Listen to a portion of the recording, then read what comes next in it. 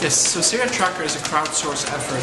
By crowdsource we mean participatory citizens sharing their stories. The concept of crowdsourcing is not new. It's been tried in disasters like Haiti, major earthquakes, or disasters. However, it is new in the context of the Syria crisis in the sense that it has been going for a long time, and Syria Tracker has for almost 4 years now been getting reports on a daily basis directly from citizens on the ground, telling their stories, sharing context, sharing humanitarian needs, humanitarian violations, and also trying to share that story worldwide.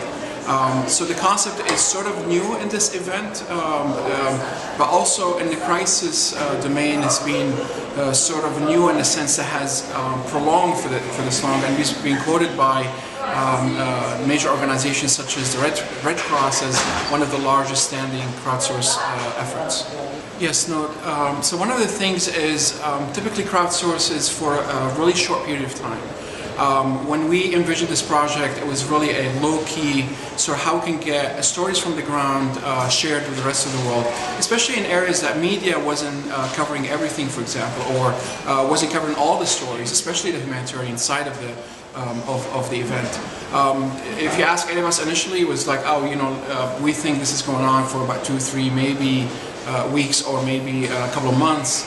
None of us really had the idea this would go on for almost 4 years, especially for crowdsource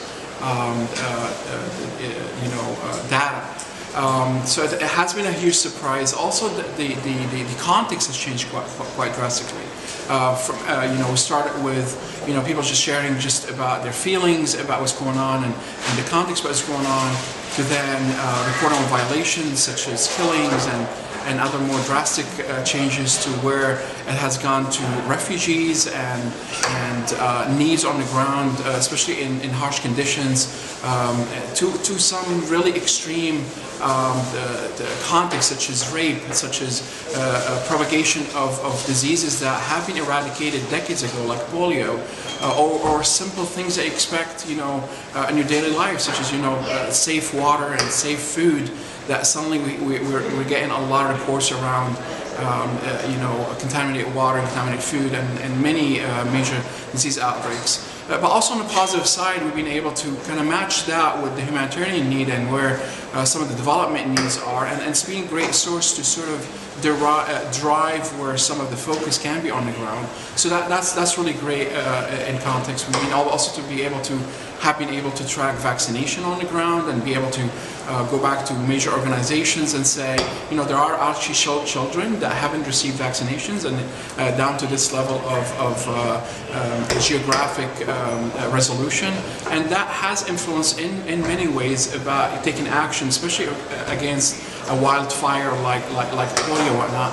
To the level now, Syria has been free of polio, for almost a year. So that's really amazing to hear these positive stories. But the context continues, and the crisis continues, and the categories that we have been collecting over time have grown and have shown a great